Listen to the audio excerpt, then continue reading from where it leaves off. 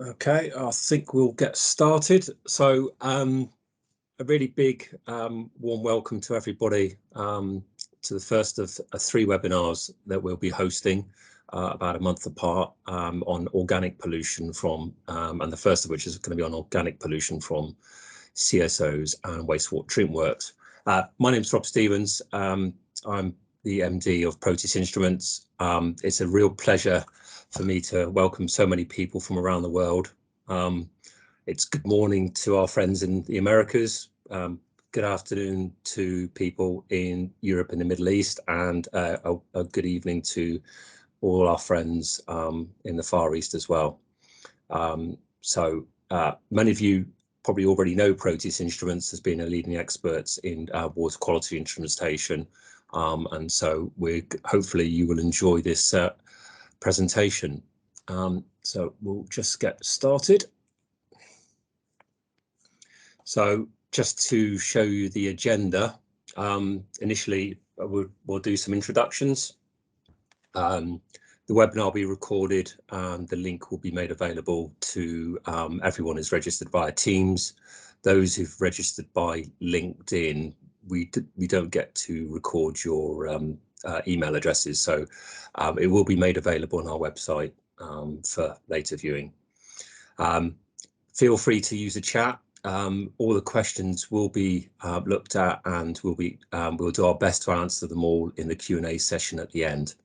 The rest of the introduction will be about the legislative backdrop to monitoring our rivers here in the UK, and how Proteus works. So we'll give you a bit of an overview of how that works.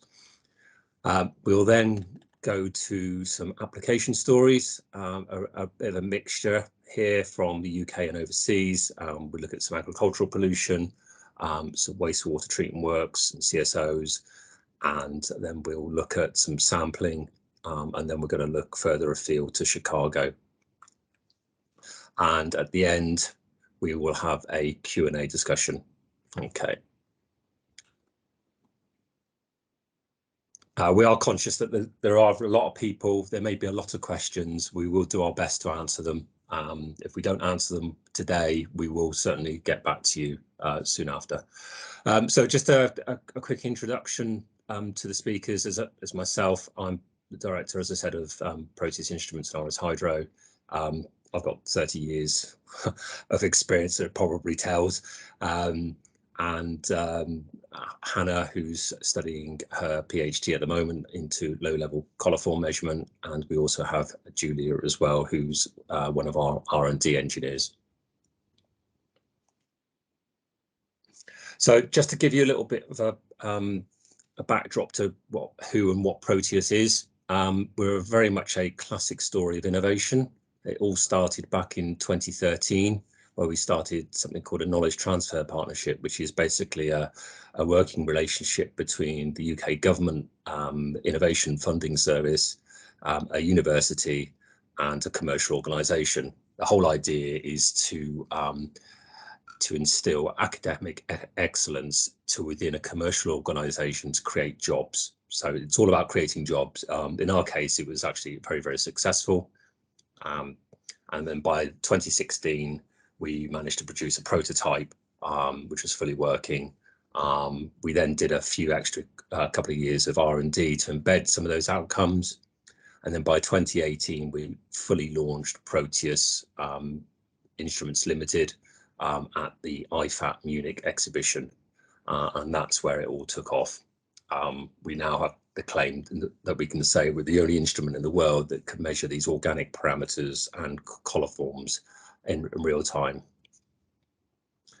2019, we saw the first microbial real-time public-facing monitoring platform in Chicago. As I said, we'll show you a little bit about that later on.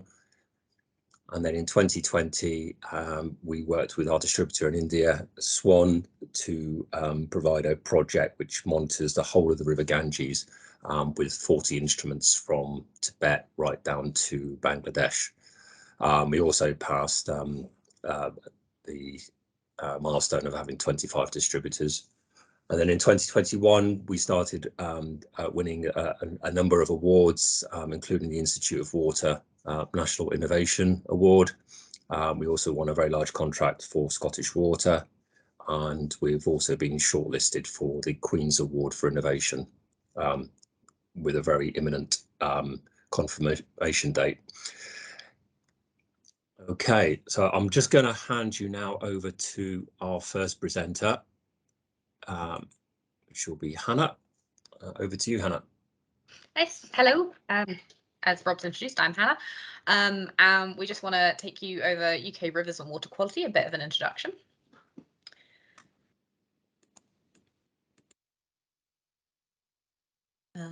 Just bear with me, I'm waiting for my computer to move the slide on.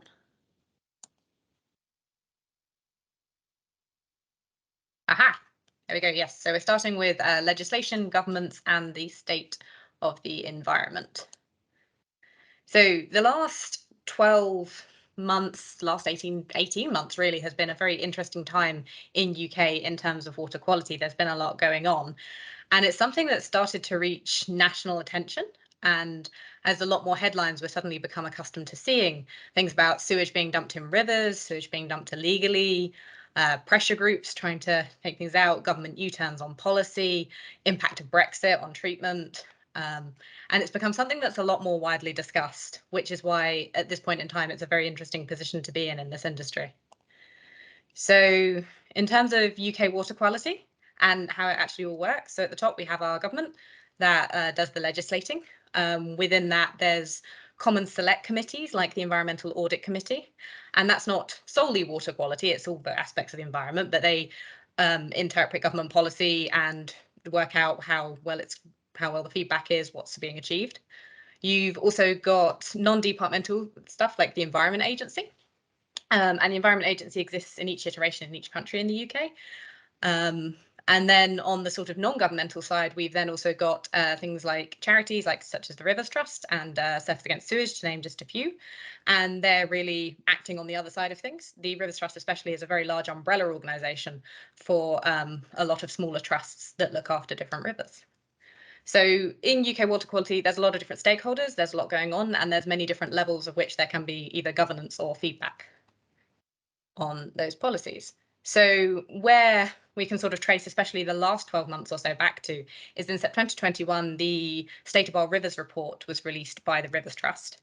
And it was a very almost controversial report because it was quite a damning report that showed how vulnerable the state of UK rivers really was. There was this failure to achieve good chemical status and 14% only achieving good ecological health. Which, looking at rivers in the context of climate change and climate resilience, was quite worrying. There was an emphasis on underinvestment and the effects of cumulative pollution, so lots of different pollution sources and how this is impacting on ecological health especially.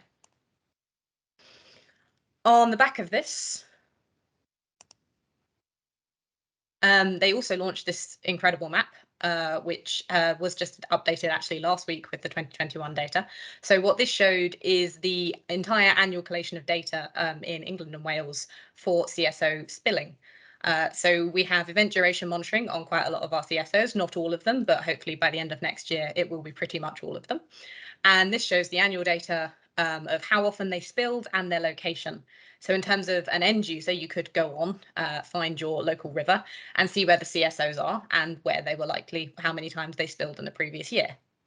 It wasn't real-time data, but it was very interesting in terms of, especially where rivers are used for something like wild swimming, for people to have this resource to actually see what the likelihood is that they might be swimming in polluted waters from a CSO.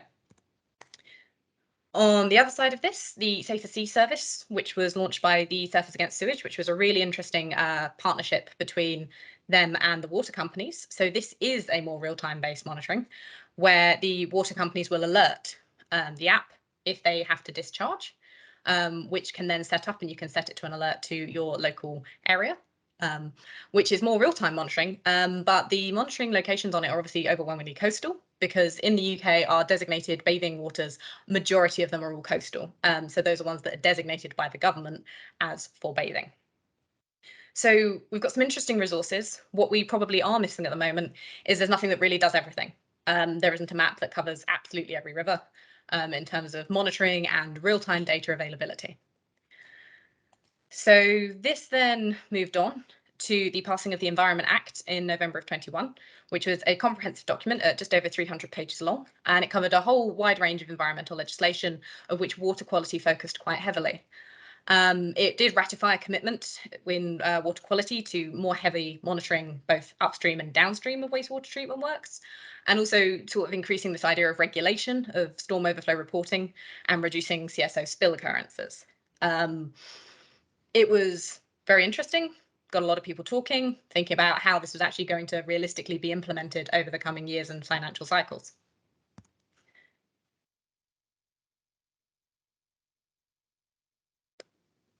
Off the back of this, we then speed forward to the beginning of this year. So water quality in our rivers. Now, this was a report released by the Environmental Audit Committee in January. And again, it wasn't a great report when you look at the contents in terms of the salmon was a big feature of this, because salmon in every river they are in that they looked at, they were either probably at risk or at risk. And the salmon industry is worth around 600 million in the UK. And therefore, that's quite a worrying thing that we've got so much of it is at risk at present.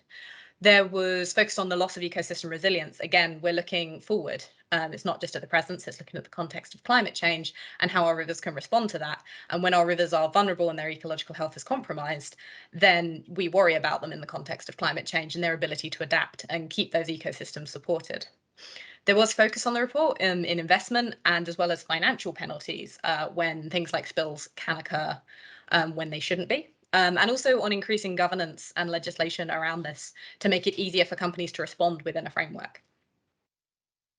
Which really brings us up to everything that happened last week. So last week, the DEFRA released the Storm Overflow Discharge Reduction Plan. And this coincided with the release of the 2021 CSO spill data. So that's what was on that map, but for last year instead of 2020. And the plan is now open for until the end of May, I believe, for public consultation and feedback. It was quite comprehensive in terms of they set out some strong goals that by 2035 we'll have this reduction in spills to the most important protected sites, which is on the one hand really good because we want to see those spills reduced. Equally, there's not really been guidance so far on how these sites are classified. There is some concern, as the Water Quality in Our Rivers report released in January pointed out, that biodiversity has typically been undervalued in previous financial calculations. So that's interesting. The 70% fewer discharges into bathing water by the same year, which is also quite interesting. Also looking at whether that only occurs during the bathing season, which runs May to September in the UK, or whether it applies to the whole year. The big one is obviously by 2040 seeing a 40% reduction in discharge events just across the board, and that's to increase to 80% by 2050. And that's pretty bold. 2040 is, on the one hand, quite far off. On the other, there was also included in this a caveat that water companies should try and expedite all of this wherever possible without passing on additional cost. And you can see from the comparing just the 2020 data to the 2021, there have been specific reductions in key areas from others, and it's increased in others, but overall our spill level was lower. So what this all sort of says is the backdrop in the moment to UK water quality is quite interesting in terms of all the different factors that are coming into play and the resources that we currently have to do this with. So, without further ado, that brings me nicely on to the Proteus and how the science behind it powers the probe. So Proteus was designed as a, hello. It now? There we go. You can never get through these things without at least one technical hitch. Proteus was designed as a flexible water quality monitoring platform. The whole idea is that it's a multi-probe that puts fluorescence technology at the heart of the monitoring, but can also do all the same stuff that you would normally be monitoring for everywhere. So we're talking about pH, turbidity, conductivity, all of our main parameters alongside using fluorescence. And the type of fluorescence that Proteus uses is targeted wavelength fluorescence. So the fluorometers we've got that range from, we do tryptophan, CDOM, different oils, rhodamine, and chlorophyll, those types of things. We specifically target the known wavelengths that they appear on. Within Proteus, we have a preset algorithm that automatically corrects for temperature for tryptophan and CDOM. And then from these raw fluorescence readings and some other parameters such as temperature and turbidity, it can then output other parameters such as biochemical oxygen demand and chemical oxygen demand, various varieties of coliforms, and we've also got total organic carbon, dissolved organic carbon as well that can be done. So it's this idea that you now have an in situ probe that goes straight in and can immediately start reporting on the quality of that water. So the background to fluorescence is quite interesting. So fluorescence is one of two components that make up overall luminescence, which is the emission of light from a substance, which usually originates from the electronically excited states. The important thing about fluorescence is we've known that different organic matter in water fluoresces on known wavelengths for quite a while, but it's only in the last sort of 12 to 15 years we've been able to take that kind of technology out of the lab scenario and put it into the field. When we're talking dissolved organic matter fluorescence, we're talking about intrinsic fluorophores, which are molecules or macromolecules that fluoresce naturally due to compounds within them. So again, the whole idea of Proteus is we're not adding anything to the water. There's no reagents involved. You just set it up and off you go. And one of intrinsic fluorophore you may be familiar with, but not know you are familiar with, is quinine. So quinine fluoresces naturally, and you will find quinine in tonic water, which is always a fun fact when it gets to talking about fluorescence. So in terms of the mechanism behind fluorescence, you activate the light source, which is normally in the UV range, fire it towards your target. When you do, the molecule you're firing at will increase its energy to match that of the incoming photon, which means the electrons that are in the molecule raise their energy levels. So if the electrons are residing down here, if you can see my mouse, they will then move to a higher energy level. Now, the mechanism throughout all of that is there's then a range of mechanisms by which the electron can reduce back to its original state, because it cannot maintain the higher energy level indefinitely. It has to get back down. And when it comes to intrinsic fluorophores, what we're saying is that of all the mechanisms that could be chosen, fluorescence is one of the more likely ones to be selected, which means that basically just to reduce the energy level of that electron, it will emit a photon, which we can then detect. The important thing to remember is things like temperature and turbidity can circumvent the pathways and make it more likely to lose the energy through a different mechanism, which would stop fluorescence, which we call quenching. And as I previously mentioned, Proteus already corrects for temperature. Which brings me sort of to where I really fit in terms of research, because I'm interested in tryptophan-like fluorescence.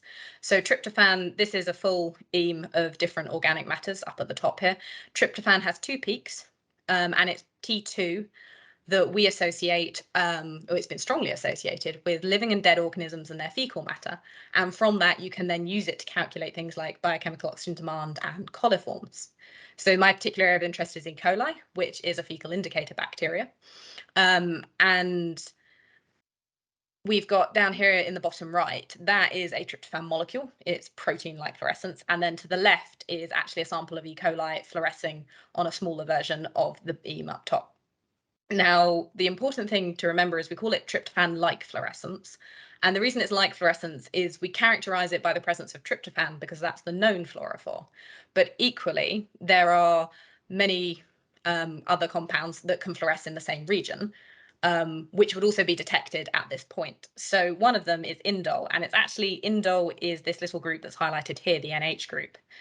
And that is what makes the tryptophan molecule fluoresce, but it can also be on its own in the environment, which we would also detect. And indole is actually quite helpful because it's also emitted by E. coli. So if you were looking at E. coli in particular, indole would also strengthen potentially that relationship. But equally, there's other things that can appear there that might also be detected,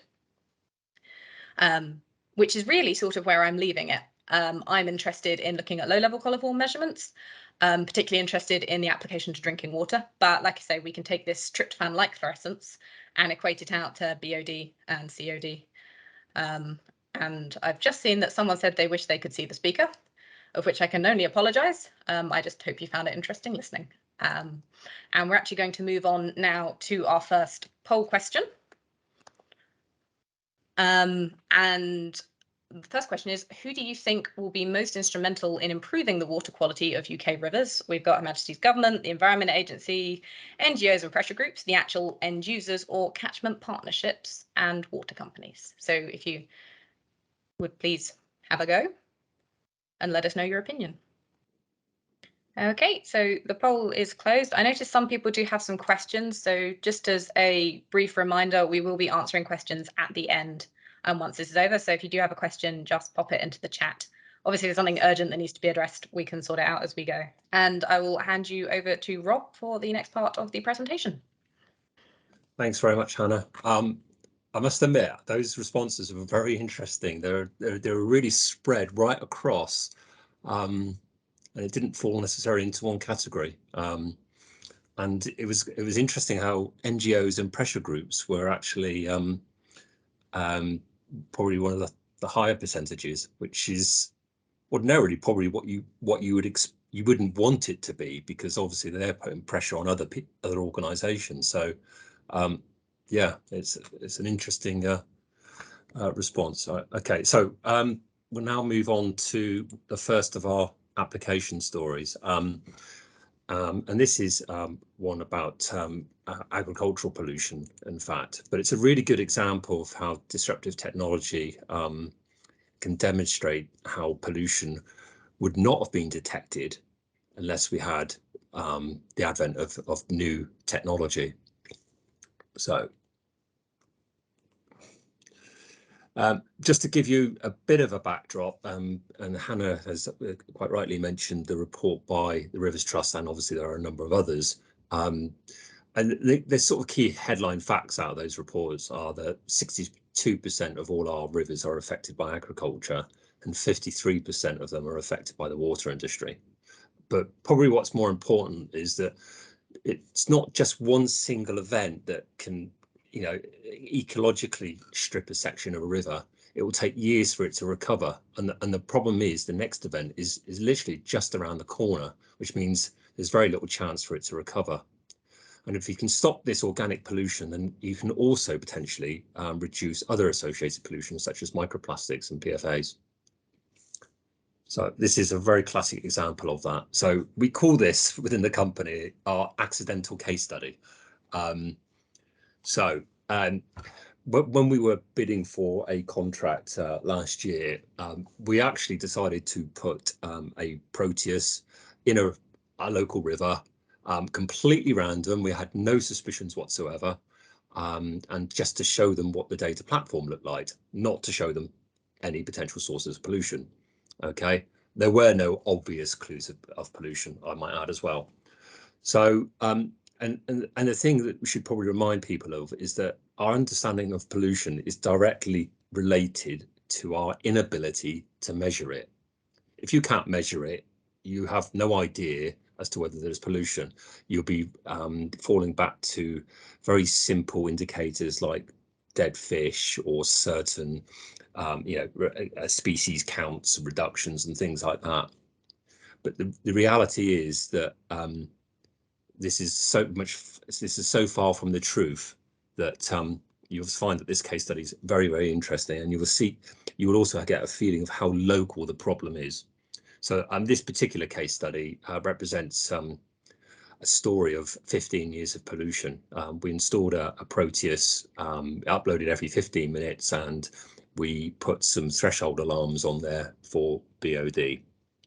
So what we'll ask you to do, a little bit of fun really, put your detective hat on, and we want you to see if you can spot the pollution. Okay, and so what's going to happen now is that there are actually 3 pollution events, okay, all within 1 week. Okay, all of the parameters will use the left-hand index, apart from conductivity and redox, which will use the right hand. It's just for scaling purposes. So the first of which is turbidity. Okay, and this is over a period of a week, as you can see, and the turbidity levels are pretty low. So relatively clean lowland river, nothing obvious, a few little peaks and troughs and what have you, but nothing much. Then we have depth, and the reason for putting depth up there is to show that there are no rainfall induced events. Okay, so again, nothing obvious. And we have temperature. Yeah, it's in the middle of early March, it's 6 degrees. Welcome to the UK. pH, just a little over 8. Again, nothing obvious. Conductivity, slowly increasing, and that is because we have falling base flow conditions in a dry period, and so the conductivity does in any river would typically increase. And then we have ORP or redox. Okay, again, nothing obvious again. Then we have ammonia, which is sort of tickling the bottom of the bottom axis, and you can see a very small increase here, but otherwise less than 0.5 milligram per litre, so nothing obvious. So from that data, and this is the typical data that is actually stipulated within the Environment Act and is used by many people to try and find pollution. There are no obvious pollution sources. Okay, now we had the Proteus on there, and so we had the luxury of putting BOD, and look what happens. Very, very clear that there are 3 individual events, and you could probably argue that there are some smaller ones in there as well. Okay, so we have one here, another smaller one here, and another one here. Okay, so what we're saying from this is that in order to be able to measure pollution, you need to use a parameter that relates back to something in legislation that everyone understands. Okay, and then for this instance, what happened, which was quite a shock really, it was actually slurry from a farm which was released under the cover of darkness. We know that the transit time from the point of the discharge to the point where the Proteus was about 6 hours. So we actually know that it got released on each night at about 10 p.m. So the situation for this river is that using normal instrumentation, it would be impossible to detect this pollution. And so parameters monitored by the Environment Agency or under the Environment Act just would not do it. So what we actually need are parameters such as BOD, COD, TOC and E. coli. Phosphorus is another story altogether. So if we put that onto a map, okay, we have the little blue line here, which is actually the river. It goes from left to right. We actually installed a Proteus. It typically only takes about 10 minutes. It has a small solar panel and a Pelly case. And the catchment itself has 1 dairy farm and 1 small treatment works. The actual pollution source was here. And the actual farm was at the top there. And what they actually did, it was actually discharged it into a land drain. It was done routinely, and the Environment Agency reckoned that that's actually been happening for at least 15 years. So what we did was, once we had one of the alarms, on the third event in that graph, we actually walked up the river and did spot tests every 500 meters, and we found it. And what that looked like was this. And you can see the effect it's having on the river. You can see the greenish hues of the greenish brown hues of the discharge impacting on the water. The irony of this one is that it's actually less than 1/4 of a mile from a head office of a Rivers Trust. Again, they would have no idea. And there are no fish kill in this river, which would be the typical mechanism to detect whether there's pollution, I guess, because there are actually no fish. Okay, and this just shows you someone using their phone to be able to get real-time readings. But for this actual river, the great thing is that it can now start to recover because we've actually got the Environment Agency involved and they've resolved the issue. But in terms of the bigger picture, what you will get that in larger catchments, the situation could be much more chronic, and very well versed catchments, including the Wye and the Windrush, are good examples of this. But in this catchment, there was only 1 dairy farm. Okay, most catchments have a lot more. Okay, and indeed a lot more sources of pollution. But if that wasn't enough, when we resolved this issue, because it was a dry period of weather, that the actual overwhelming signals or water quality signals in the actual rivers started to mimic the output of the treatment works. And it turns out the treatment works is 20 years overdue for an upgrade, and the local village has quadrupled in size in that time. So you can only imagine. So sadly, this is very much as the World Bank and report has intimated, it is what we call the hidden water crisis beneath. We just haven't had the tools to detect it, and pollution doesn't just miraculously happen when you sample it. It happens when you don't want to or can't sample it. And this little red circle here, I live just down the road from here, and this is my little green friend. Unfortunately, only lasted a few days. It's the first green bit of activity we've seen in this river since the pollution stopped. As you can see, it doesn't look particularly healthy. Right, so we're just going to move on to another application story. Very much different. This last application story is just to give you an idea how easy it is potentially to identify source pollution. Okay, this one is known as the Smarter Catchments.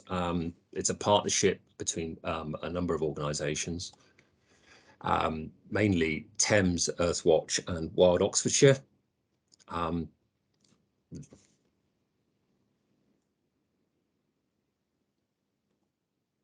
Okay. So the Evenlode, I mean, probably the most famous catchment that everyone's probably aware of is the River Wye, and it's had an awful lot of publicity. But the Evenlode is very, very similar in many respects, although it doesn't have chicken farms everywhere and potential issues with sewage treatment. They do have major issues with phosphorus coming from agricultural runoff and from sewage discharges. And so it's quite a sad story, but we've been pleased to get involved with this project, whereby we have now put a number of Proteus units in there to identify the sewage and pollution in real time. This is a really good picture. It's done by the Evenlode Catchment Partnership. It shows you all the different interest groups within the catchment, or the land pressures, and all the potential issues and indeed the aspirations of this partnership. Water quality is just one small part of this, and it's obviously the end goal. But in order to be able to understand what the problem is and to chart its improvement, you do need to be able to measure these really important water quality parameters, and continuously.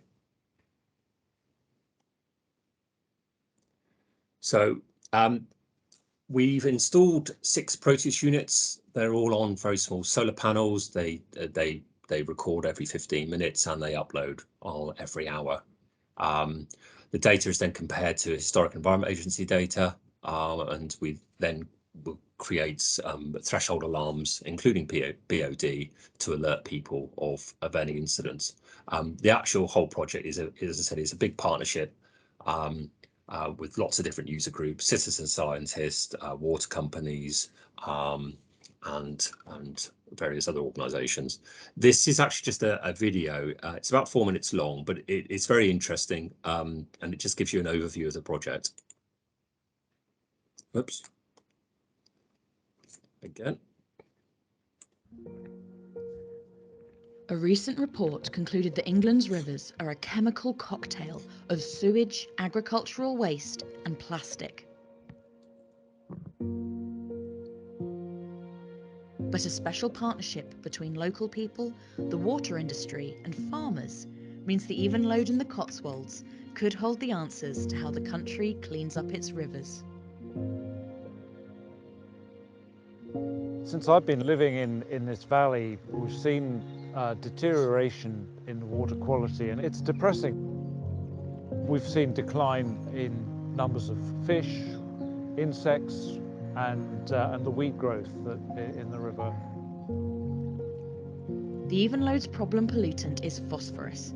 28% of it comes from agriculture and land use, but 65% of the phosphorus comes from sewage treatment plants.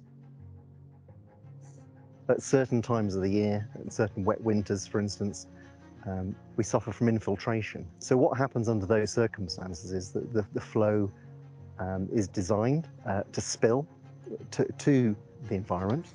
But on this particular site, what we've identified is we need to build more capacity so that those hydraulic and physical restrictions are taken out and we can minimise risk. Another part of Thames Water's answer to this issue is a £3 million partnership with local community groups and the environmental charity Earthwatch to help citizen science projects keep track of water quality and provide sophisticated monitoring equipment. So these are our SONS machines. They're automatic monitors, and they have a series of probes that go into the water, and they take readings on things like pH, tryptophans, biological oxygen demand, and dissolved oxygen. So we're going to get the data from the SONS, look at the historic data from the Environment Agency, as well as our amazing citizen science data that we've collected through Earthwatch. Will help inform us about where we need to make changes. So it could be looking at stripping out phosphates from the sewage works. It could be looking at making improvements to agricultural runoff or other sources of pollution. And over in the fields at nearby Brewen Estate, most of the phosphorus is locked in the soil. So a big effort is being put in to keep that from reaching the waterways around the 1,200-acre farm. So the field behind us is the no-till field, so we don't cultivate it, we drill it once a year, harvest it, and then we've excavated a bund around the field that intercept land drains and overland flow. So it's just to hold the water back really, so any nutrients in it can settle out. Behind us you can see a series of online ponds. The stream used to run along the top of the field in a culvert, but we've allowed it to run throughout the centre of the field and put 3 online ponds, which traps the soil runoff and the phosphate that is attached to the soil. Water pollution, to be fair, isn't seen as that much of a problem for farmers because you don't tend to get fined or anyone pick up on it. So it's very much, for me, a sort of personal thing to try and do it properly. The hope is that with projects encompassing all areas of river waste, that there will soon be a cleaner Evenlode. I'd like to see the river running clear through the summer with wheat growth, fish, children playing, paddling in the river safely, dogs able to swim without getting sick, and a wonderful wildlife that we should see on all our Cotswold rivers.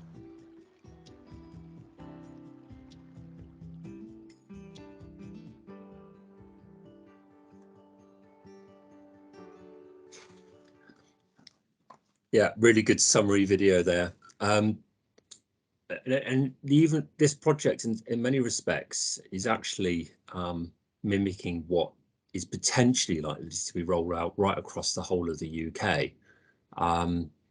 So I mean, this project itself on the Evenlow was set in motion long before the November Environment Act. But what's really interesting is that under the Environment Act, there's an increased amount of monitoring is required, and we also there are calls for a reduction of the impacts from storm and sewer discharges. There's a creation of to the Office for the Environment Protection, and also a much tighter regulatory monitoring and control of the storm overflows themselves. But what the Environment Act has led to is the identification of 18,000 CSOs in England and Wales, all of which are going to be required to be monitored upstream and downstream for DO, pH, temperature, turbidity, and ammonium. And there is a caveat there for any other parameters that may be required as well. If you then add 10,000 treatment works, that makes 28,000 monitoring points. And as it says, upstream, downstream, that's actually 56,000 different monitoring points.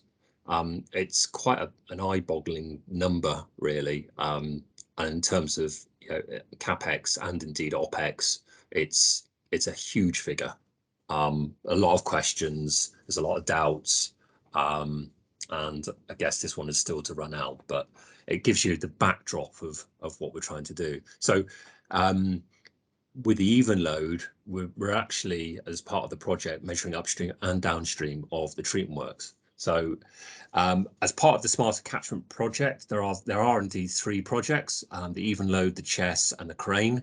We're involved with 2 of them, the Evenlode and the Chess, very different catchments, but we're going to focus on the Evenlode, and in particular these 2 locations here. So the blue line is actually the catchment area, okay, and as you can probably tell, that the river generally flows in this direction, okay, down to Ancient.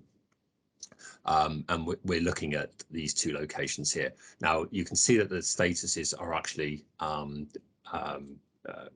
coloured in. So we have the orange, which are our poor status under the Water Framework Directive, and we have the yellow rivers here, which are the moderate, and then we have the bad down here as well. Okay, so as I said, we've been measuring upstream and downstream of these 2 locations.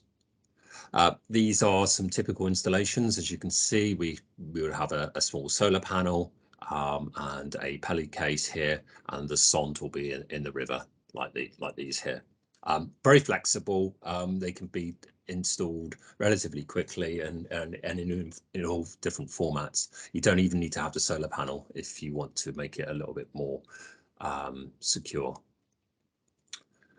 So these sondes create an awful lot of data, and historically it requires somebody to look at the data, interpret the data, and then make a decision about the data. You can't even begin to imagine 56,000 monitoring points all being manually looked at. So, you know, obviously the focus is then towards AI and any sort of computer machine learning. But what we really need is a sort of a red light, green light situation with minimal or if no interpretation whatsoever. So what I'm going to do now is I'm going to make sense of some of this data. This is all over a week again. Okay, so what you have here is the upstream and downstream. Now, it's important to mention that we work for lots of different organizations. So we work for water companies, we work for pressure groups, and various partnerships and what have you, and NGOs. We're not here to demonstrate pollution events. We're basically here to show you what can be done. Yes, it will very easily detect a pollution event, not a problem. But these series of slides are really just to show you a typical difference between upstream and downstream of a treatment works. And in itself, it's very, very interesting. Obviously, if you get a pollution event, then you're going to get a real exaggeration in the data. Okay, so turbidity, yeah, generally speaking, more or less the same. You would typically expect a slightly higher turbidity on the downstream than to the upstream. Dissolved oxygen. Okay, what's really interesting here is that the oxygen levels are lower on the downstream side, typically about 5% in this case. And the quite interesting is the other pattern that's going on here is that the upstream, the blue one, has actually got a single peak, which is normal for any river. But in the downstream, you actually have 2. Okay, so you have one that coincides with a natural peak, but you also have another one which coincides with the morning discharge peak. Okay, so slightly different pattern. pH, again, although the actual pH levels here are not moving around by very much, you can see with the upstream, you have the red here with a single peak, and again, you have a twin peak for the downstream. In this particular case, it's not of concern. Temperature, we have a near 6% increase in temperature. Again, this is quite a cold time of year, but these 2 locations are probably less than about half a mile from each other. So there is nothing really to explain the difference other than the actual treatment works in itself. We're not particularly that bothered by this, but obviously it can affect ecosystems, and more water can hold more oxygen. Conductivity, so we have the upstream here, which is fairly uninteresting, but you can quite clearly see these twin peaks again each day in the conductivity, and in addition to that, we have a 16% increase in conductivity. Then we have ammonium. Okay, so the upstream here is typically running around about 0.3 to 0.4 milligrams per litre, but you can see how you get this peak on the downstream side. Quite interestingly, there is only one peak, which is the evening one, not the morning one. Okay.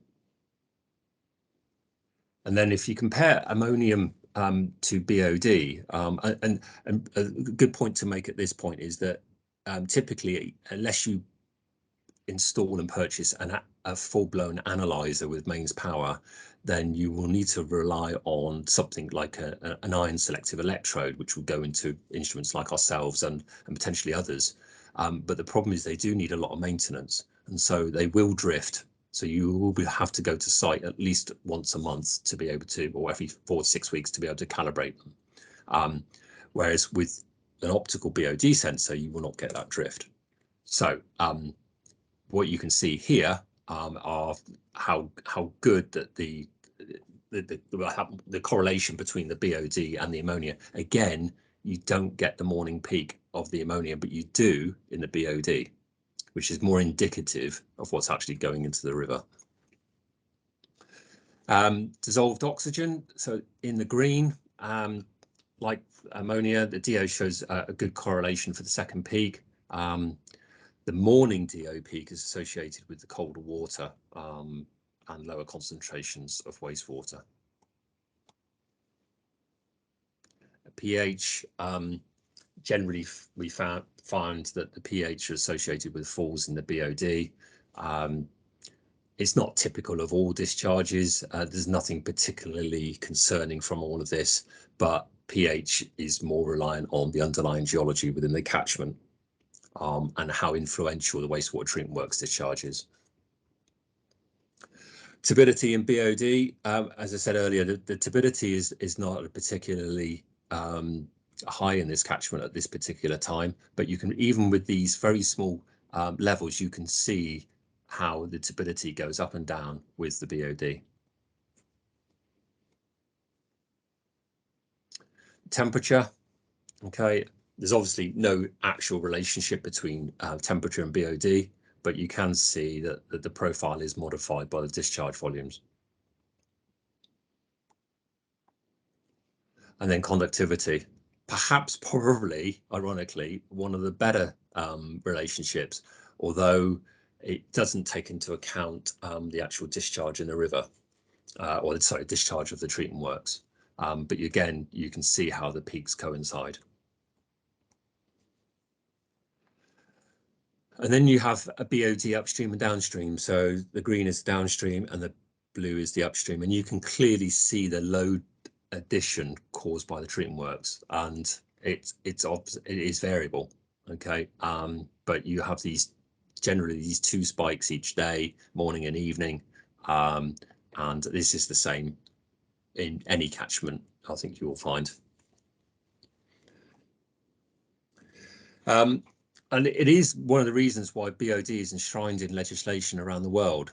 The problem is that people have not liked to use it because there isn't any reliable technology out there to measure it. If there was, I think we'd be in a very different situation. And we like to think we're breaking the back of all of that. But what potentially could then be done is that you could use BOD as a potential surrogate for PFAS and phosphorus. And this table here just gives you a bit of a summary of the effects at this particular site on the chemistry of the river. So we'll now go on to our second poll question, which I think is made up of 2 parts actually. Okay, so what do you think is the most important water quality parameter for detecting agricultural pollution? The answers are nitrate, dissolved oxygen, phosphate, biochemical oxygen demand, or chlorophyll. We'll give people about 30 seconds to do that.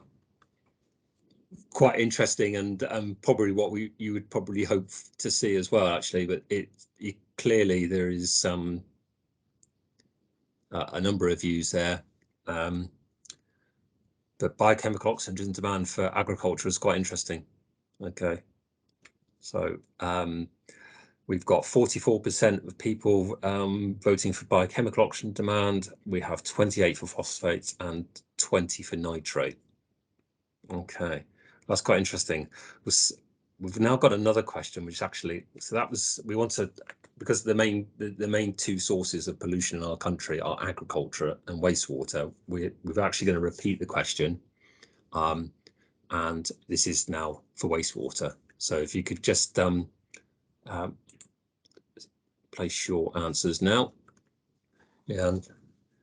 Okay, that's really interesting from a point of view that agriculture, it shows you with agriculture that there are, because of the nitrates and phosphates and obviously BOD and what have you, it indicates there are different elements to agricultural pollution, whereas with wastewater it's a little bit more targeted. We can use fewer parameters, but it's pretty overwhelming that 55% of people have voted for BOD and 35% for ammonia.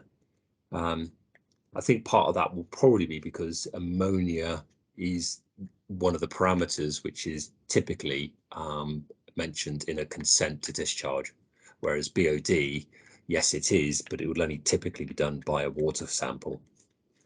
So yeah, really interesting. Right, okay, without further ado, I think we'll move on to our next presenter, which is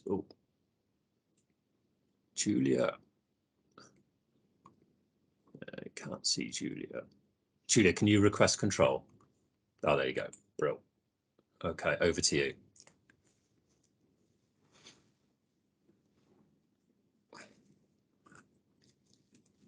Yeah. Right, so this is an application study on coliform monitoring on the River Touques in Trouville in France. It's demonstrating the vulnerability of manual sampling. So the company actually currently manually sample for E. coli and Enterococcus bathing waters at Trouville and Deauville. The installation objectives for the Proteus was to monitor E. coli and to provide real-time alerts. The Proteus itself cannot monitor Enterococcus, however, for data filtering purposes, there is obviously a clear relationship between the two.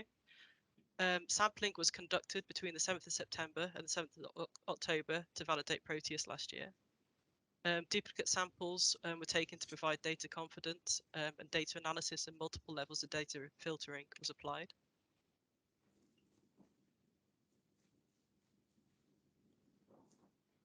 So this is just a bit about the location and the configuration. So the Proteus configuration included tryptophan and turbidity sensors, which are essential for monitoring coliforms, BOD, and those derived parameters. Additionally, this sensor had CDOM for increased accuracy. It also had DO, pH ORP, ammonium, conductivity, and temperature. It was installed on the 3rd of September to the 15th of September last year on a buoy mounted on with a solar panel and a wireless remote telemetry unit on the bridge. The configuration, it was set up to take readings every 15 minutes and upload at hourly intervals. So this is just a graph for the raw parameters. Yellow, you can see conductivity, and it has a clear diurnal tidal pattern with seawater and river water. With E. coli, there's an inverse relationship between conductivity and E. coli, as the tide introduces cleaner seawater. With turbidity as well, in the grey, you can see that the river water generally has a higher turbidity level than seawater here.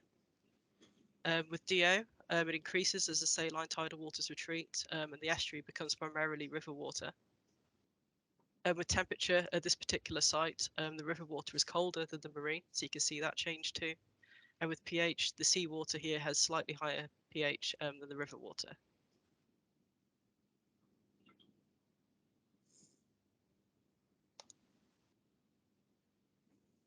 Sorry.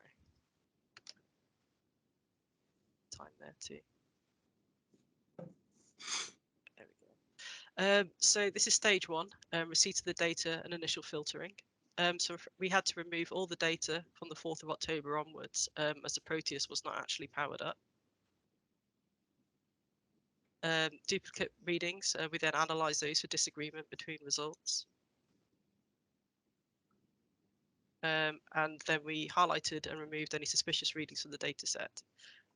So here we see with the paired samples, we always ask clients to take paired samples for precisely this reason. So the paired samples are 2 samples taken at exactly the same time. They were taken both for E. coli and for entero, and analysed at the same lab. No additional information was actually provided here with the field to lab procedure.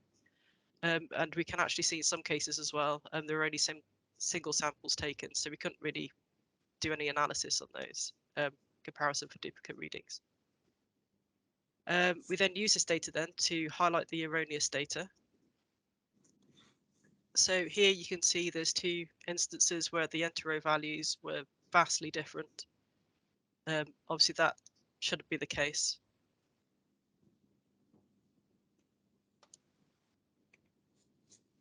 And then here you've got identical values between different samples. Here E. coli and entero read exactly the same. E. coli and entero exactly the same, and here we've suspiciously got 2 readings on the same day that are identical for entero, but obviously don't match with their paired samples. And we've got 3 instances of the E. coli and entero values being vastly different between batch 1 and 2. So if you've got, obviously, if you're taking the same amount of the same sample and you're sending the same sample to the same lab, just split it in 2, you should get readings that are at least similar. But in these cases, they're definitely not. And on this particular line here, if you just look at the comparison between one E. coli reading and the other, they're fairly similar. But however, if you actually look at the difference between E. coli and entero, and as we know, there's a clear relationship between the 2, you've got a 44% difference between one batch and a 14% difference between the other, which highlights that there is something that's gone wrong there. So out of the whole data set, there were 27 samples originally in total, and we removed 15, which is 56% of the whole set. 8 of those lines were removed simply because the duplicates did not agree. So those readings were impossible, which is 30%. So this is the regression graph before the filtering was applied. And this is just duplicate against duplicate. So you would expect it to be much tighter to that line. So this is before the filtering. You can see there's quite a lot of outliers. And this is after the filtering, which is a lot more what you'd expect to see. And then the next stage then is processing the data to establish site-specific coefficients. So basically, what I mean by site-specific coefficients is we use the laboratory provided data from a client alongside the Proteus readings to then create a site-specific calibration. And then the Proteus then will be accurate for that site in those conditions. So here we can see a strong correlation overall. So this graph here is with the Proteus calibrated for E. coli using only the tryptophan sensor. And this graph here is it calibrated using all the best available parameters.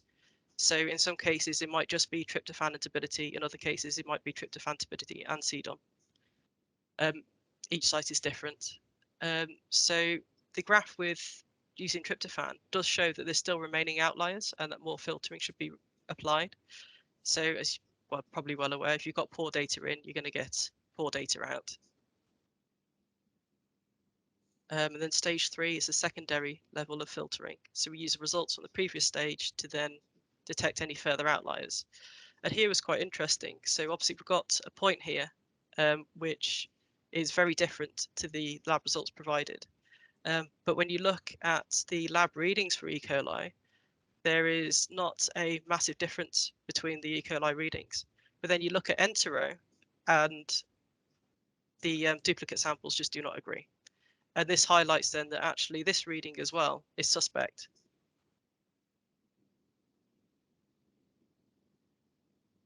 So it's a significant impact from removing just 3 erroneous data points where the duplicates were proved to be inaccurate. Here you can see the R-squared before, and then you can see the R-squared after, and you can see these points here have been removed and it's much tighter to that line.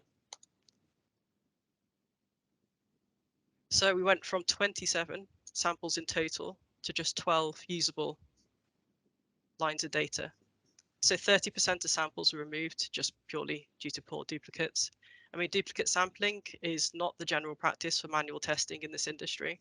Laboratory readings are often incorrectly assumed to be accurate, but are in fact obviously open to cumulative human error. Sample validation is vital. The only way to gain confidence in sampling results is to take random paired samples and to assure a strict sampling procedure. If these things aren't done, then you really can't trust the results. One key thing here, only 44% of these samples were trustworthy in this data set, and we're able to recognize this solely through analyzing duplicate samples and through secondary verification, which in this case was a Proteus. Without these, we wouldn't have known. So why is sampling important? We use it for verification, calibration, meeting consent limits, and building and maintaining a healthy ecosystem. So these are the sources of error and uncertainty in coliform measurement in particular. So in stage 1, you've got the preparation. So you've got to consider the sterility of the sample bottles, the storage of the sample bottles. If you're using an auto sampler, the preparation, whether you're changing the pump tubing, the bottles, have you sterilized them, sampling line. And then with stage 2, with the sample collection, you've got contamination of the sample, collection of a representative sample. So if your auto sampler takes a litre and you're splitting it between 2 bottles, have you inverted that bottle first before splitting it? Because obviously you're going to get some settling. You've got automatic sampler. So the sample degradation while it's awaiting collection. So when we use an auto sampler, we'd always make sure we collect it first thing in the morning, but it could sit there potentially for a day. And especially if you're in a warmer environment, you're going to get degradation. And times and dates accurately recorded.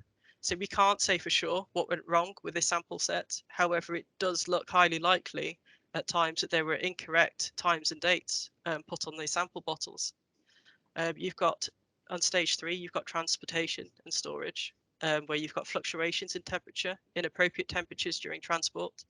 You've got uncontrollable logistical constraints delaying analysis. We've all had problems with delivery companies. And then you've got storage degradation.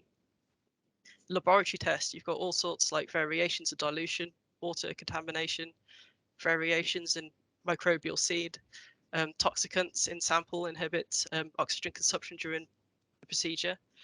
And then you've got the calibration and accuracy of the meter. So I know already of a couple of cases where meters have not actually been calibrated due to COVID. And you've obviously got human error in recording and reading the results. And it all results in cumulative error. So what could these mistakes cost? Important decisions must be made on reliable data. If a bathing water is sampled incorrectly, infrequently, or not at all, it could result in really serious health repercussions. Incorporating erroneous values into a management tool like a water quality index or model could result in wrong conclusions that might be costly to the environment. If you've got infrequent sampling that shows low results for E. coli, it may give the illusion that there's no pollution events, but you could have just missed them. And if you've got incorrectly high samples, conversely, it could lead to financial penalties for the polluter. And incorrectly low samples could mean pollution events are not being recognised.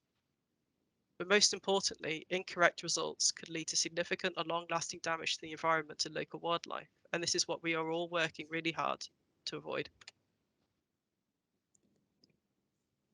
So we've got poll question number 3.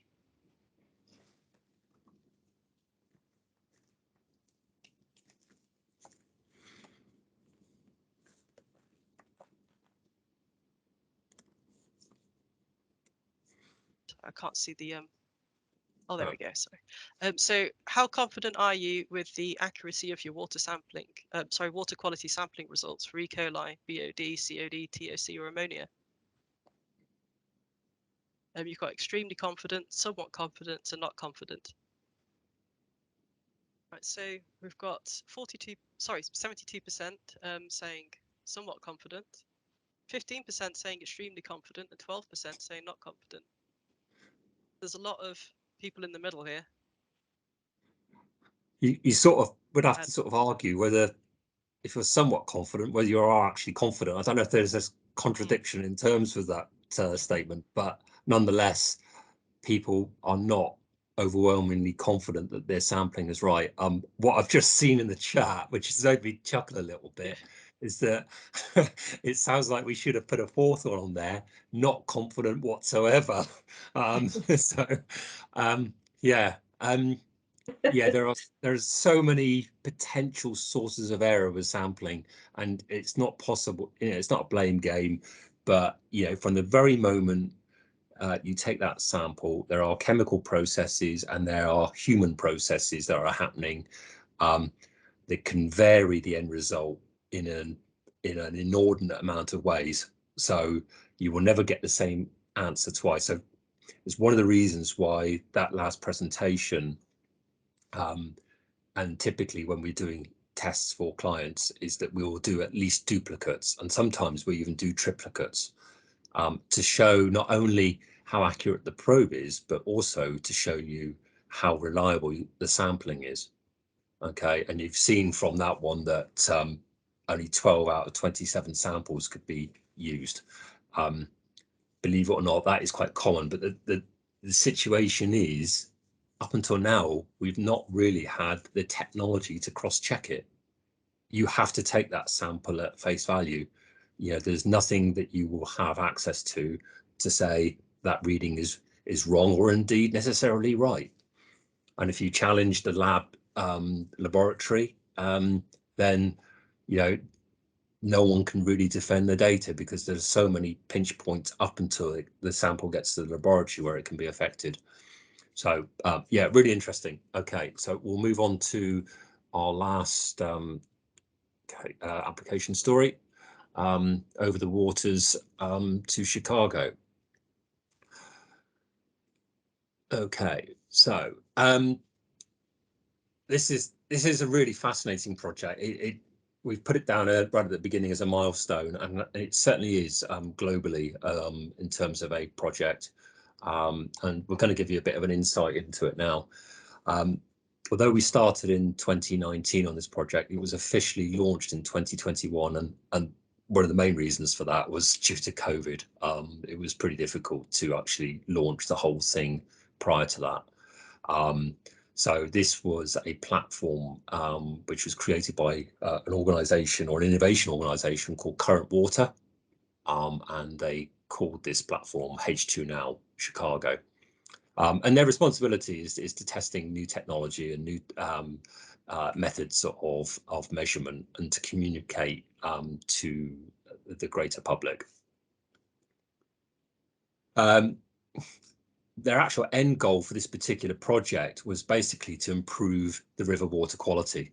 Okay, if you were to read the World Bank report of 2019, it will actually tell you that that commercial or human development and health is inversely related to river water quality health.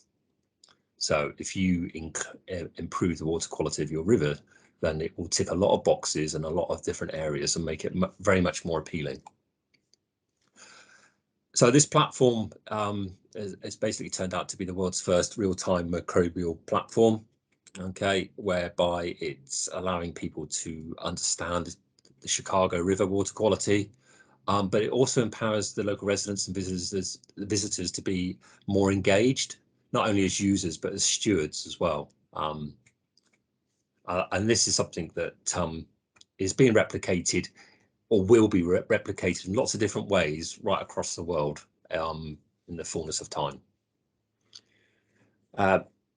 Question you're probably already asking is, why can't we have this in the UK?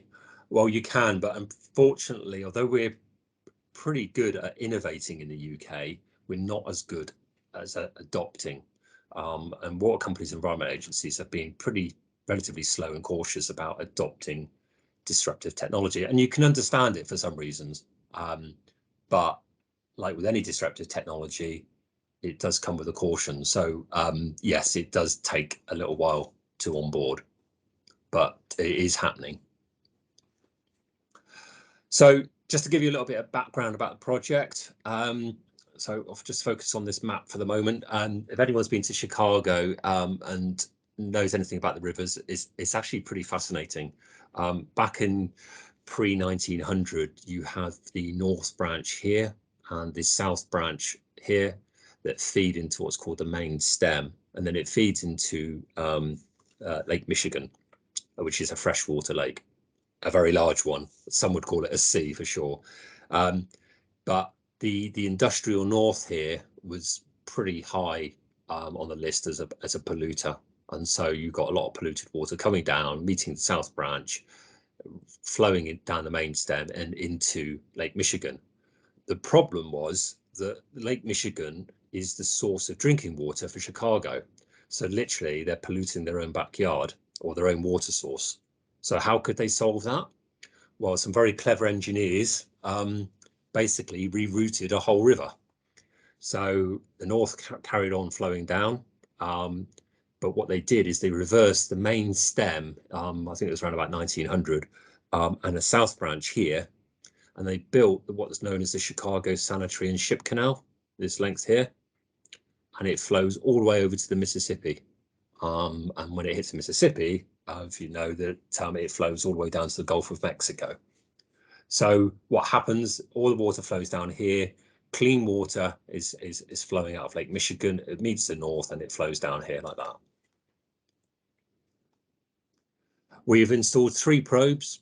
Okay, we have one on the north branch, we have one on the main stem right in the middle of the city, and we have one on the south branch. They're all uploading between every 5 and 15 minutes, sorry, logging every 5 to 15 minutes and actually uploading every 15 minutes. Typically maintenance is every 3 to 6 months. Okay, but apart from that, all the data is then transported to the cloud for real-time viewing. This is the second of our videos. It's much shorter, but it's a really good summary of a lot of the problems, especially in the last PowerPoint by Julia. And what a beautiful afternoon to be live on the river. And the Chicago River, we all know the story, right? Turn of the century, turn of the 20th century. Flow is reversed to keep the sewage from the city from getting out into the cribs and into the drinking water.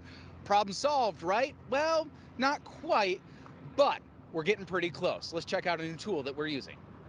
It's always nice to know before you go, and a new tool, H2 Now, provides just that. Knowledge about the fecal content of the Chicago River for folks who want to spend some time on it. And yes, you heard that right. We care about fecal coliform, like why do we care about poop in the river? It's not because it's actually inherently hazardous to people, it's because it's often an indicator that there's other bacteria and viruses in the river that we might be more concerned about. And so that's why we're testing this novel sensor. The truth is, this isn't something unique to just the Chicago River. Fecal coliform is put into every river by both animals and humans and occasionally worsened by severe weather. Extreme rain events can lead to something called combined sewer overflows. When those happen, there's actually sewage that goes into the river. When that happens, you do want to exercise high caution and stay away from the river for a period of a couple of days till things settle down. In the past, the way the data was collected was someone to have to come down here, physically sample the water, then send it out for analysis. And while you're waiting, just a stray rainstorm could drastically alter the chemistry of the water.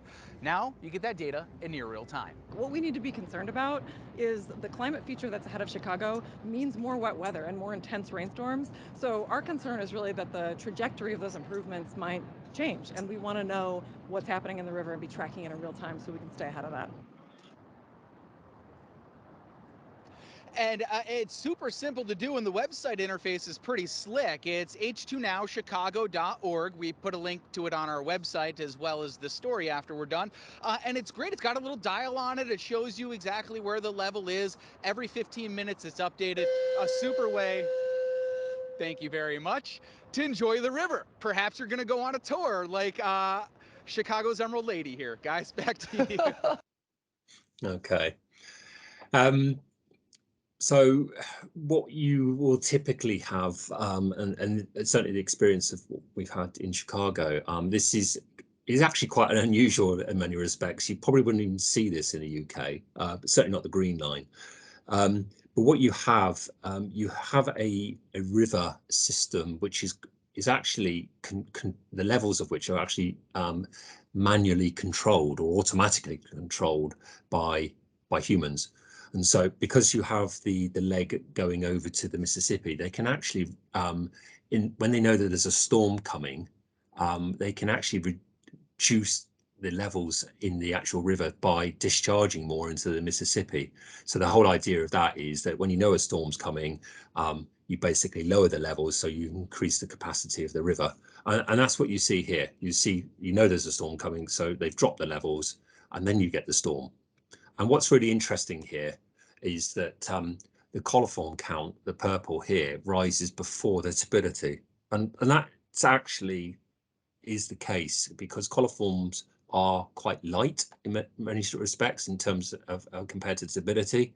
So you get this earlier flush in the system. Okay, and then the blue here is the turbidity. But what you can clearly see in this event is that the river is unsafe from pretty much 2 days.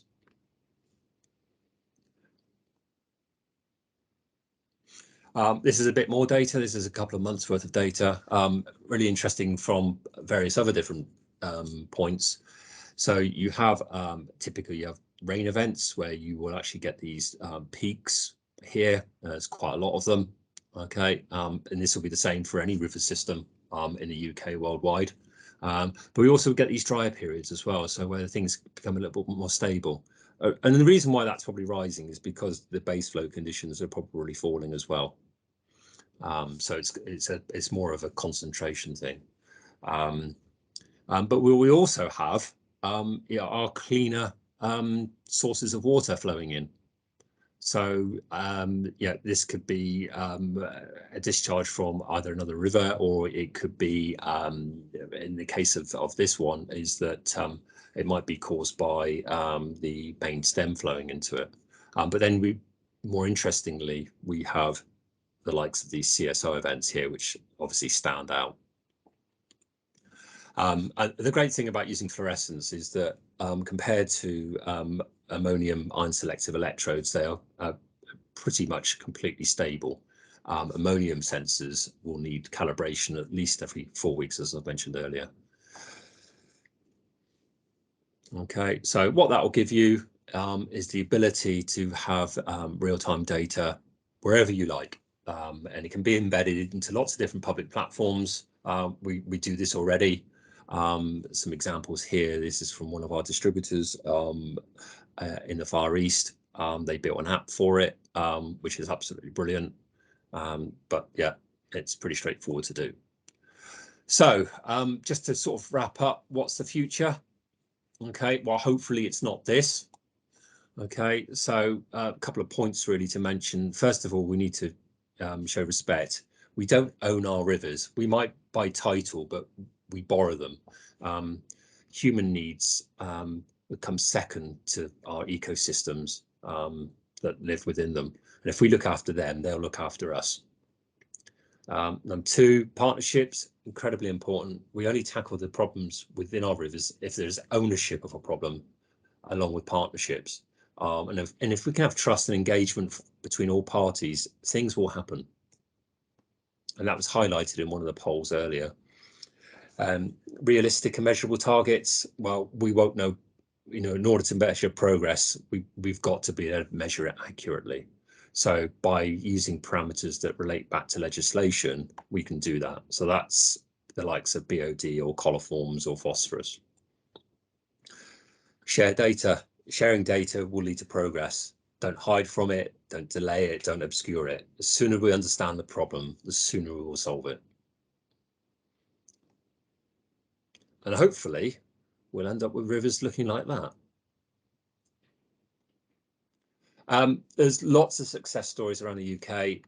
We recommend get involved with local rivers trusts, angling trusts. There are lots of partnership projects throughout the UK, and indeed projects like the Smarter Catchments. We've also got lots of case studies that you can view. Chess Watch is a great one, the Evenlode, which we discussed. There's lots on our website, H2 Now, and also the River Ganges. And that is the end of the presentation. We're going to now move over to the chat room. I understand, Hannah, there's been quite a lot of questions, so if you could share some of those. Yeah, no, there has. There's been quite a lot of questions. And obviously, if you have any last minute questions, do submit them now. We're going to answer as many as we possibly can before the time runs out. So I will actually start with one that was posted at the beginning, asking which tryptophan wavelengths, which peak we monitor. So the peak we monitor is excited at around 280, emits at 350. It's labeled T1. I do believe there was a slight error in the slide that said T2. We do measure T1 for our fluorescence. And I think I'll move on to one of the other questions now. And I should say thank you to all the people who are saying that you've had a lovely time and have to leave. Thank you for coming. We've loved having you as part of this. But Rob, if I can hand over with one of the questions aimed at you. So I believe, oh, there we go. So someone's asked, wouldn't you have to visit the site to clean any sonde regularly to avoid the buildup of biofilm? Well, the Proteus has an integrated wiper system, so prior to every single measurement it takes, it actually cleans all of the optical sensors prior to it. So it will depend on the environment. If you put it in a really harsh environment, and we do deal with harsh environments, believe it or not, we put them on inlets of treatment works and discharges of treatment works. But we have an integrated wiper and brush system which will clean those sensors. We don't typically, certainly for rivers, have to go and clean them. But we recommend, if you're visiting it, yeah, by all means, give it a quick clean, but it's not really an issue. We can also do biofouling as well. So we can put copper gauzes on there as well to inhibit anything that might grow on the outside. Brilliant, thanks, Rob. We did have another one come through, which says, I think it's from Christopher, saying, accepting all the uncertainty with sampling and analysis via labs, UCAS accreditation gives some assurance around analysis method and data quality. What is the equivalent for Proteus? And I think if I put this to both you, Julia and Rob. Yeah, the situation that I'll mention two words: disruptive technology. I think it was fair to say we're ahead of the game, and so we did even look about getting the Proteus certified to MCERT standard. But what we've quickly realised is that it's not possible because there are too many uncertainties in the process to do so. So it's a really tricky one. We obviously can calibrate the individual sensors down to back to any traceable standard, but BOD is very much different. You don't have an accurate enough standard anywhere in the world to be able to do that. I think the key thing though with that, if you want to verify the Proteus, is take duplicate lab samples. You can do it at different points in the year. Whenever you want to verify it, just take a duplicate pair of lab samples so you can prove that the readings are correct, and then we can verify it against the Proteus. We strongly recommend that, actually, because everyone can talk about a reading that doesn't seem to make sense, or wrongly they assume that it's correct. The only way to know without a Proteus is to at least take duplicate samples, but we realize that comes at a great expense. And like with any sampling, you only get the results 5 to 7 days later, so there's not much you can do by then.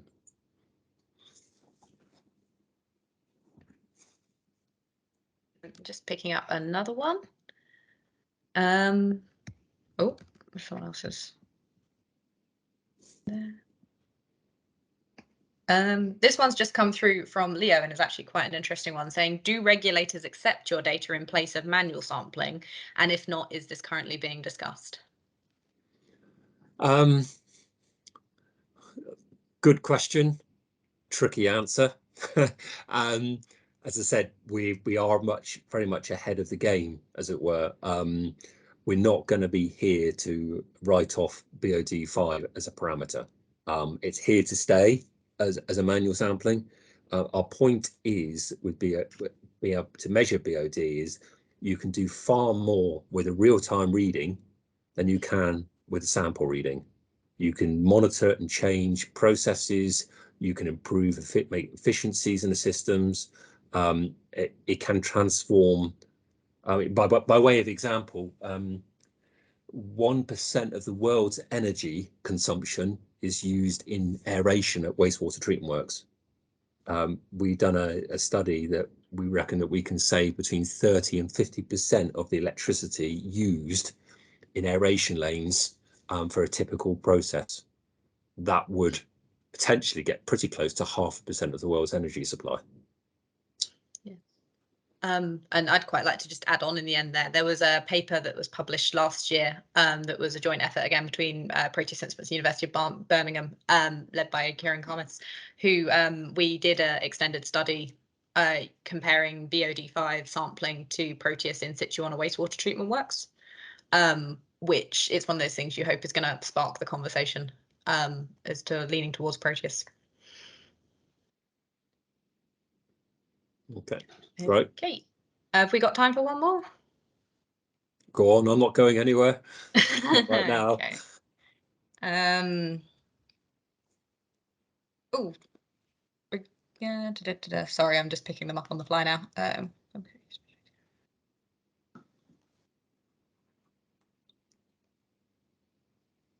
2 seconds. What are the sources of error for the sondes? What are the sources of error? Yeah. Well, technically, there's a whole range of potential errors. I mean, you could install it incorrectly. Simple things.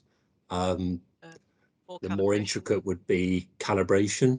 You know, maintenance and calibration is important with any instrument. The joy of the Proteus is that we use a lot of optical sensors, which means that you can reduce those intervals quite significantly. But yeah, I think maintenance and a good installation is really, really paramount. Sorry, you're going to say something, Julia. Yeah, sorry. Additionally, if there's a drastic change in conditions, so when the Proteus is calibrated per site, it's calibrated to those conditions, which is why we also specify that clients need to sample across the whole range. So to get I don't know, rainfall events, anything like that, if you're sampling on a wastewater treatment works, to take it throughout the day, because obviously there's a diurnal trend in general. But if there's a drastic change in conditions, or say for example you take it out of the raw end of a treatment works, then you put it on the clean end, it will read incorrectly because it's a completely different environment. So if you do something like that or anything like that, it can introduce, well, a lot of error as well. Okay, I think if we just do one more, which is from Lee, and says, does the Proteus have an output to allow to take automatic samples at the time of spikes? Yeah. So the Proteus can be connected to all manner of things. So it's got an RS-232, 485 Modbus and SDI12 output. Might not mean a lot to a lot of people, but what it means is that it can integrate to maybe an auto sampler on site. It could, if you wanted to, if you don't have the ability to do that, you could send emails to your phone to get out there and take a sample because you've had a high reading. And equally, you can have it on wired SCADA systems, so that you know, we've installed these on river systems as inlet protection systems. So they want on a certain value, they can change how they run a treatment works. So yeah, there are no issues about integrating it, and certainly sky's the limit, really. Okay, I think if we probably just leave it there, but as we said at the beginning, if you do have some questions that we haven't managed to answer or think of any additional ones, please don't hesitate to email us in and we will answer them as best we can. So I just think I'll hand over to you, Rob, to sign off. Okay. So yeah, this was actually turns out to be our first ever webinar. So we're really pleased that everyone could make it, and I think we've enjoyed it. I hope you've enjoyed it. Our next one is going to be on the 6th of May. It's going to be on bathing waters. Similar sort of format. We will send links out to people who have attended this one. They will obviously also will promote it on social and on our website as well. And just to remind people, anyone who's come in via LinkedIn, you will need to register directly yourself because we don't have your email addresses. But just like to thank everyone and to make this possible and for everyone coming along. Hope you have a good end of the day. Take care, guys. Thank you very much. Thank you very much. Bye. Bye.